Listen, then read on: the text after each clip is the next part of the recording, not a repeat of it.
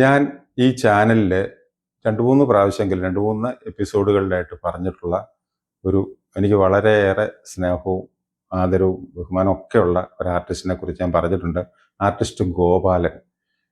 എനിക്ക് തോന്നുന്നു ബംബൈ രാത് കി ബാഹോം ബോംബെ രാത്രിയുടെ പിടിയിൽ എന്ന് പറയുന്ന സിനിമയെക്കുറിച്ചൊക്കെ പറഞ്ഞപ്പോഴാണ്. അതുപോലെ ഞാൻ ചരിത്ര എന്നിലൂടെ എന്ന് പറഞ്ഞ സഫാരി ചാനലിൽ ഒരു ഇത് ചെയ്തിരുന്നു. അവരുടെ ചരിത്ര എന്നിലൂടെ എന്ന് പറഞ്ഞ പരിപാടിയിൽ എൻ്റെ ചരിത്രം ഞാൻ പറഞ്ഞപ്പോൾ അതിലൊന്ന് 2 എപ്പിസോഡിൽ ഈ ആർട്ടിസ്റ്റ് ഗോപാലിനെ കുറിച്ച് പറഞ്ഞിട്ടുണ്ട്.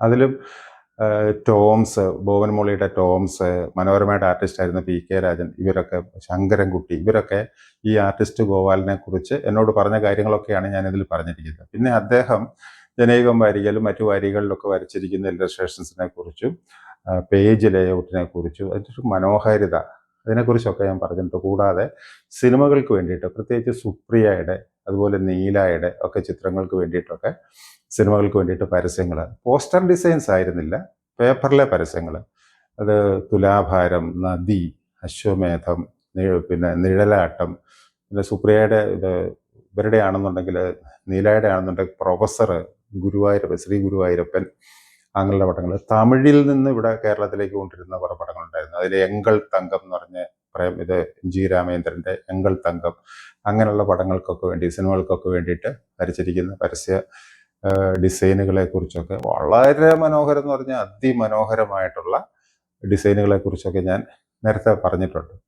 അപ്പോൾ ആ ആർട്ടിസ്റ്റിനെ കുറിച്ച് കൂടുതൽ അറിയാൻ വേണ്ടി ഞാൻ പലരോടും ചോദിച്ചു കഴിഞ്ഞപ്പോൾ പലരും, ഇപ്പോഴത്തെ തലമുറപ്പെട്ട ഒരു 45-50 വയസ്സിൽ താഴെയുള്ള പലരോടും ചോദിച്ചിട്ട് ഇദ്ദേഹത്തെക്കുറിച്ച് അറിയാവുമെന്ന് വെച്ചിട്ട് പലരും അദ്ദേഹത്തെക്കുറിച്ച് കേട്ടിട്ട് പോലുമില്ല. അതൊരു വല്ലാത്ത ദുരവസ്ഥയാണല്ലോ എന്ന് എനിക്ക് തോന്നിയിരുന്നു പലവട്ടം. അതുകൊണ്ട് കൂടെ കൂടിയിട്ടാണ് ഞാൻ അദ്ദേഹത്തിനെ തീർച്ചയായിട്ടും ചിത്രകല കൈകാര്യം ചെയ്യുന്ന ആൾക്കാരെങ്കിലും അറിഞ്ഞിരിക്കേണ്ടത് വളരെ അത്യാവശ്യമുള്ളൊരു കാര്യമാണ്.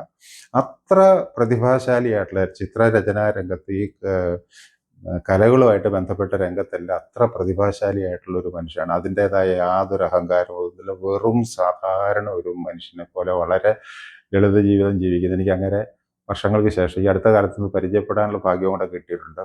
അപ്പം അദ്ദേഹത്തെക്കുറിച്ച് ഒരു പുസ്തകം അടുത്ത കാലത്ത് ഒരു 1-2 ആഴ്ച മുമ്പ് പ്രസാധനം ചെയ്യപ്പെടുകയുണ്ടായി. അത് പ്രണത ബുക്സ് എന്ന് പറയുന്ന കമ്പനിയാണ്, ബുക്സ് ഇത് പബ്ലിഷേഴ്സാണ്. പ്രണത ബുക്സിലെ ഷാജി അദ്ദേഹമാണിത് പ്രസാധനം ചെയ്തിരിക്കുന്നത്. ഇത് എഴുതിയിരിക്കുന്ന ദൂരദർശനിലൊക്കെ പ്രോഗ്രാം ഡയറക്ടറും ഒക്കെ ആയിട്ട് ദീർഘകാലം പ്രവർത്തിച്ചിരുന്ന ബൈജു ചന്ദ്രൻ എന്ന് പറയുന്ന ആളാണ് ഇത് എഴുതിയിരിക്കുന്നത്. ഈ ബൈജു ചന്ദ്രൻ എന്ന് പറഞ്ഞ അദ്ദേഹത്തിന് ഈ ആർട്ടിസ്റ്റ് ഗോപാലനുമായിട്ട് വളരെ ചെറുപ്പം മുതലേ, കാരണം ഈ ബൈജുവിൻ്റെ അച്ഛനായിരുന്നു ഈ പല പത്രങ്ങളുടെ, കേരള ശബ്ദം പോലുള്ള പത്രങ്ങളുടെ ഒക്കെ പത്രാധിപരായിട്ട് വർക്ക് ചെയ്തിരുന്ന കെ എസ് ചന്ദ്രനാണ് അദ്ദേഹത്തിൻ്റെ, ഈ ബൈജു ചന്ദ്രൻ്റെ പിതാവ്. അങ്ങനെ ഈ ആർട്ടിസ്റ്റ് ഗോപാലൻ അതുപോലെ മറ്റു പല കലാ, സാഹിത്യ, രാഷ്ട്രീയ, സാമൂഹിക, എന്താ പറയണ്ട, അങ്ങനെയുള്ള എല്ലാ രംഗത്തും വളരെയധികം പേരെടുത്ത പല വ്യക്തികളുമായിട്ട് ബൈജു ചന്ദ്രന് പരിചയം ഉണ്ടായിരുന്നു. അതുപോലെ തന്നെ അദ്ദേഹം പരിചയപ്പെടുത്തിയ ഈ ആർട്ടിസ്റ്റ് ഗോപാലനും നല്ല പരിചയം ഉണ്ടായിരുന്നു. അപ്പം നമ്മൾ ഈ ഗോപാലൻ്റെ ജീവിതത്തിലൂടെ നമ്മൾ ഈ പുസ്തകം കാണുമ്പോൾ, ഓർമ്മകൾ കൊണ്ട് വരഞ്ഞ വരകൾ എന്നാണ് പുസ്തകത്തിൻ്റെ പേര്. ഓർമ്മകൾ കൊണ്ട് വരഞ്ഞ വരകൾ.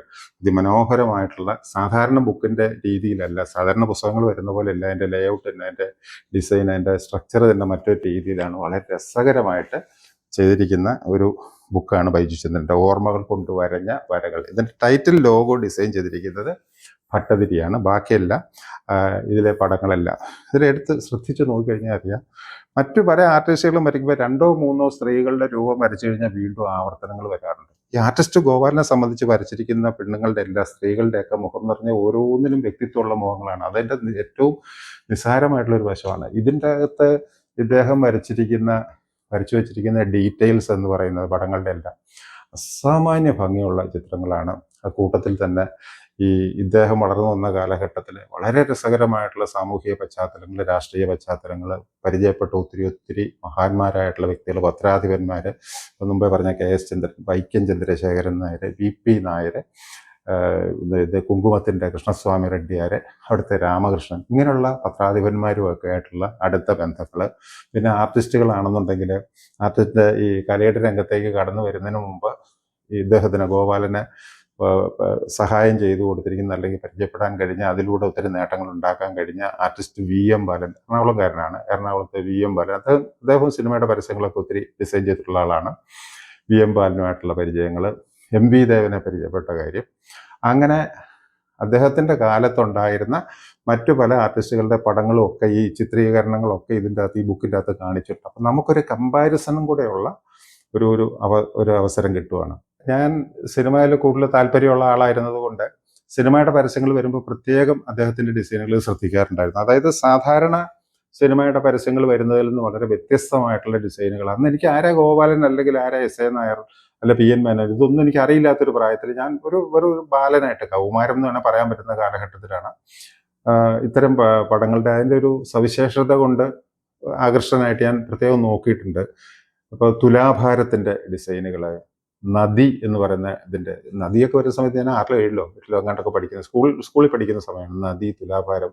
പിന്നെ അവിടെ നിന്ന് അങ്ങോട്ട് നോക്കി കഴിയുമ്പോഴത്തേക്ക് ഇദ്ദേഹത്തിൻ്റെ പ്രൊഫസർ എന്ന് പറയുന്ന പടത്തിന്, നീലായുടെ പ്രൊഫസർ എന്ന് പറയുന്ന പടത്തിന്, അത് ഈ ബുക്കിൻ്റെ അകത്ത് കണ്ടില്ല, പുസ്തകത്തിൻ്റെ അകത്ത് അല്ലാതെ ഞാൻ പത്രത്തിൽ കണ്ടിരിക്കുന്ന സാധനങ്ങളാണ്. പിന്നെ നിഴലാട്ടത്തിൻ്റെ പരസ്യങ്ങൾ, ഏണിപ്പടികൾ എന്ന് പറയുന്ന പടത്തിൽ, ഇതിനൊക്കെ വളരെ വ്യത്യസ്തമായിട്ടുള്ള അതിമനോഹരങ്ങളായിട്ടുള്ള പരസ്യങ്ങൾ. പിന്നെ അദ്ദേഹത്തിൻ്റെ ഈ വർക്കുകളെ കുറിച്ച് ഇതിനകത്ത്, പിന്നെ അദ്ദേഹം വന്നതിനെക്കുറിച്ച് പ്രത്യേകിച്ച് വളരെ രസകരമായിട്ട് തോന്നിയൊരു സാധനം, ഈ ഞാൻ പറഞ്ഞല്ലോ, രാഷ്ട്രീയ സാമൂഹ്യ ഇങ്ങനെയുള്ള രംഗത്തുള്ള പല മഹാരഥന്മാരുമായിട്ട് പരിചയപ്പെടാനുള്ള, അല്ലെങ്കിൽ അവരുമായിട്ട് അടുത്ത് പെരുമാറാനുള്ള സന്ദർഭങ്ങളൊക്കെ കിട്ടിയത് അവർ അദ്ദേഹത്തിൻ്റെ ജീവിതത്തിൽ ചെലുത്തിയിരിക്കുന്ന സ്വാധീനവും ഒക്കെ ഈ ബുക്കിനകത്ത് സവിസ്തരം പറയുന്നുണ്ട്. അതിൽ തന്നെ പത്മരാജനുമായിട്ട് കണ്ടുമുട്ടിയ ചില കാര്യങ്ങൾ, വളരെ അപ്പേട്ടൻ ഇദ്ദേഹത്തിൻ്റെ അടുത്ത് വന്ന് അതെന്നോട് പേഴ്സണലായിട്ടും ഈ ഇദ്ദേഹം ആർട്ടിസ്റ്റ് ഗോപാലൻ പറഞ്ഞിട്ടുണ്ട്. ആദ്യമായിട്ട് പരിചയപ്പെടുന്നതും പിന്നീട് ഇവർ തമ്മിൽ ബന്ധപ്പെടുന്നതും വളരെ അടുത്ത സുഹൃത്തുക്കളായിട്ട് മാറുന്നു, ഒരുമിച്ച് യാത്ര പോകുന്നൊക്കെ ആയിട്ടുള്ള പല കാര്യങ്ങളും എന്തൊക്കെ പറഞ്ഞിട്ടുണ്ട്. അതൊക്കെ കുറച്ച്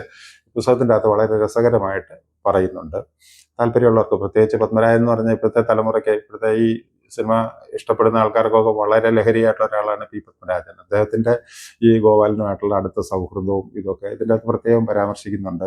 പിന്നെ വളരെ രസകരമായിട്ട് എനിക്ക് തോന്നിയ ഒരു സാധനം, ഇദ്ദേഹത്തിൻ്റെ ഈ VM ബാലനുമൊത്ത്, അല്ല VM ബാലൻ്റെ കീഴിൽ വർക്ക് ചെയ്യുന്ന സമയത്ത് അന്നൊക്കെ ഈ എക്സിബിഷനുകൾ സംഘടിപ്പിക്കുമ്പോൾ, കേരളത്തിന് പുറത്ത്, തമിഴ്നാട്ടിൽ, ഹൈദരാബാദിലൊക്കെ എക്സിബിഷനുകൾ സംഘടിപ്പിക്കുമ്പോൾ ഇതിൻ്റെയൊക്കെ പവലിയനുകൾ, ചിലപ്പം ഇൻഡസ്ട്രിയൽ പ്രോഡക്റ്റുകളുടെ, ചന്ദ്രിയ സോപ്പ് പോലുള്ളതായിരിക്കും, അല്ലെങ്കിൽ ഗവൺമെൻറ്റിൻ്റെ തന്നെയുള്ള പരസ്യങ്ങൾ, ഇതിനുള്ള പവലിയനുകൾ, പ്ലോട്ടുകൾ, ഇതിൻ്റെ ഈ ഘോഷയാത്ര പോകുമ്പോഴത്തേക്കും അതൊരു പ്രത്യേക സ്കില്ലാണ് അത്തരം സാധനങ്ങൾ ഉണ്ടാക്കുക എന്ന് പറയുന്നത്. അപ്പോൾ അതിനൊക്കെ വേണ്ടിയിട്ട് ഇദ്ദേഹം കഷ്ടപ്പെട്ടിരിക്കുന്നു. അതിനുവേണ്ടി തയ്യാറാക്കിയിരിക്കുന്ന രൂപങ്ങളും, അതിൽ തന്നെ കയറുകൊണ്ട്, നമ്മുടെ കയർ ഉൽപ്പന്നങ്ങൾക്ക് കൂടുതൽ മാർക്കറ്റ് കിട്ടാൻ വേണ്ടി അതുമായിട്ട് ബന്ധപ്പെട്ട രാഷ്ട്രീയ മന്ത്രിമാരൊക്കെ പറഞ്ഞിട്ടാണ് ഈ കയർ കൊണ്ട് പ്രത്യേക ഡിസൈൻ ചെയ്ത് വെച്ചിരിക്കുന്ന ഒരു കെട്ടിടത്തിൻ്റെ, നമ്മൾ കേരള വാസ്തുശില്പ മാതൃകയിലുള്ള ഒരു കെട്ടിടം കയർ കൊണ്ട് നിർമ്മിക്കുന്നതിനെ കുറിച്ചോ, അല്ലെങ്കിൽ അങ്ങനെ ഉള്ള അതിൻ്റെ മോഡലുകൾ, പിന്നെ കടലിൽ കയർ കൊണ്ട് കടുവയുടെയും ഒക്കെയുള്ള രൂപങ്ങൾ, ലെനിൻ്റെ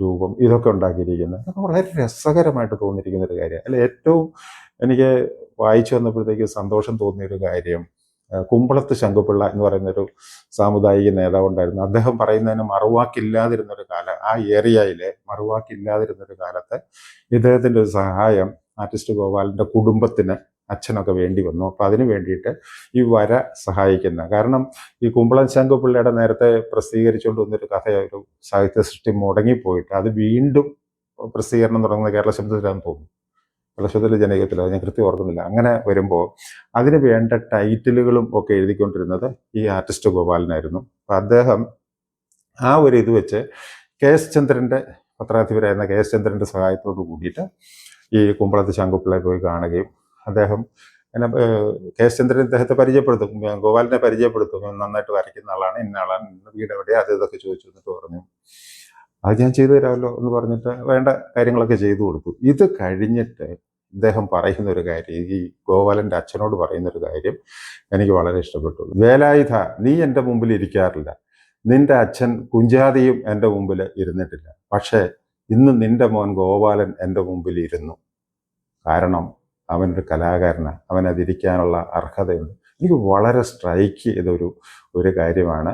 ഈ ബുക്കിൽ എങ്ങനെ അത് വായിച്ചു വന്നപ്പോൾ എനിക്കത് വളരെ സന്തോഷം തോന്നിയൊരു കാര്യമാണ്. കലാകാരനായിട്ടുള്ളൊരു മനുഷ്യന് ഈ ഉച്ചനീചത്വങ്ങളൊന്നുമില്ലാതെ അവനവൻ്റെ സ്വത്വം, ആ സ്വത്വബോധം ഉയർത്തിപ്പിടിച്ചിട്ടുള്ള ഒരു ആർട്ടിസ്റ്റ്. അദ്ദേഹത്തെ എനിക്ക് പരിചയപ്പെടാൻ കഴിഞ്ഞു എന്ന് പറയുന്നത് ഞാൻ വലിയൊരു ഭാഗ്യമായിട്ടാണ്. അദ്ദേഹത്തെ മനസ്സുകൊണ്ടൊരു ഗുരുസ്ഥാനത്ത് വെച്ചിരിക്കുന്ന ഒരാളാണ് ഞാൻ.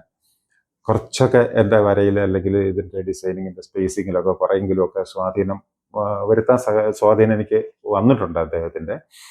അപ്പോൾ അദ്ദേഹത്തെ ഒന്ന് പരിചയപ്പെടാൻ കഴിഞ്ഞതിലും ഇങ്ങനൊരു ബുക്ക് വരണം എന്നൊക്കെ എൻ്റെ ഉള്ളിൻ്റെ ഉള്ളിലൊരു ആഗ്രഹം ഉണ്ടായിരുന്നു. അങ്ങനൊരു ബുക്ക് തയ്യാറാക്കി എഴുതി കൃത്യമായിട്ട് വളരെ വൃത്തിയായിട്ട് വളരെ സവിശേഷ രൂപത്തിൽ അതിൻ്റെ രൂപകൽപ്പന ചെയ്ത് നമുക്ക് എത്തിച്ചേർന്ന് ബുക്ക് എഴുതാനായിട്ടും അതിന് വേണ്ട ഫോട്ടോകൾ, ഇല്ലസ്ട്രേഷൻസ്, അദ്ദേഹം പലപ്പോഴായിട്ട് വരച്ച ഇല്ലസ്ട്രേഷൻസ്, ബാക്കി എം.വി. ദേവനെ പോലുള്ള അല്ലെങ്കിൽ മരിയോ മിറാൻഡ പോലുള്ള ആർട്ടിസ്റ്റുകൾ, അതിൽ ശങ്കരൻകുട്ടിയുണ്ട്, പിന്നെ ഒരു പി.കെ. രാമകൃഷ്ണൻ എന്ന് പറഞ്ഞ പണ്ട് ഞാനൊക്കെ ജനിക്കുന്നതിന് മുമ്പ് വരച്ചിരുന്നതാണ്. പിൽക്കാലത്ത് വലിയച്ഛൻ്റെ കളക്ഷനിലുള്ള വാർഷിക പതിപ്പുകളൊക്കെ തപ്പുമ്പോഴാണ് ഇതിൽ നിന്ന് ഈ പി.കെ. രാമകൃഷ്ണൻ്റെ ഫോട്ടോയൊക്കെ കിട്ടുന്നത്. അതിൽ തന്നെ ഇതിൽ ഈ ബുക്കിൽ പറയുന്നൊരു കാര്യം പറയുന്നുണ്ട്. ഈ 54 തോന്നുന്നു, 54 ജനൈകം വിശേഷാപ്രതിക്ക് വേണ്ടി ചിത്രങ്ങൾ വരച്ചത് കൊല്ലത്തെ കോളേജിലെ അധ്യാപകനായിട്ടുള്ള പി.കെ. രാമകൃഷ്ണനാണെന്നും പറഞ്ഞ് അദ്ദേഹത്തിൻ്റെ ഫോട്ടോയൊക്കെ കൊടുത്തിട്ട് പറയുന്ന ആ കാര്യങ്ങളൊക്കെ ഇതിനകത്ത് പറയുന്നുണ്ട്. അദ്ദേഹം പിന്നെ ഗോപാലനെ ജനൈകത്തിൽ ചേരരുത് എന്ന് ഉപദേശിക്കുന്നതും തുടങ്ങിയ വളരെ രസകരമായിട്ടുള്ള കുറേയേറെ കാര്യങ്ങൾ ഈ ബുക്കിൻ്റെ അകത്ത് നിന്ന് അറിയാൻ പറ്റും, അന്നത്തെ കാലഘട്ടത്തെക്കുറിച്ച് ഒക്കെ. അതുകൊണ്ട് ഇത് താല്പര്യമുള്ളവർ, ആർട്ടിൽ താല്പര്യമുള്ളവർ അല്ലാത്തവരും ഇത് വാങ്ങണം, വായിക്കണം എന്നാണ് ഞാൻ ആഗ്രഹിക്കുന്നത്. എന്താണ് ഇത്രയും നല്ലൊരു ബുക്ക് പ്രസിദ്ധീകരിച്ച, പലപ്പോഴും ആർട്ടിസ്റ്റ് ഗോപാലൻ ഇപ്പോൾ ഈ ബഹുമാനിതനാകാനോ അല്ലെങ്കിൽ അവാർഡുകൾക്കോ ഒന്നും നിന്ന് കൊടുക്കുന്ന ഒരാളല്ല. അതുകൊണ്ട് അദ്ദേഹം ഈ ബുക്ക് പബ്ലിഷ് ചെയ്യാനായിട്ട് സമ്മതിച്ചു എന്ന് പറയുന്നത് തന്നെ ഒരു വലിയ കാര്യമാണ്. ഒരുപക്ഷെ ബൈജു ചന്ദ്രനുമായിട്ടുള്ള ആ സ്നേഹബന്ധം കൊണ്ടായിരിക്കാം. ഏതായാലും ഇതിനു വേണ്ടി സമയം കണ്ടെത്തി അല്ലെങ്കിൽ ഇങ്ങനൊരു ബുക്ക് തയ്യാറാക്കിയ ബൈജു ചന്ദ്രനെ ഞാൻ ആത്മാർത്ഥമായിട്ട് അഭിനന്ദിക്കുകയാണ്. അതുപോലെ തന്നെ ഇത് പബ്ലിഷ് ചെയ്ത പ്രണത ബുക്സിൻ്റെ ഷാജിയെയും ഞങ്ങളൊന്നും പരിചയമില്ല, പക്ഷെ അദ്ദേഹം ചെയ്തിരിക്കുന്നൊരു വളരെ നല്ല കാര്യമാണ്. അദ്ദേഹത്തെയും ഞാൻ അഭിനന്ദിക്കുകയാണ്.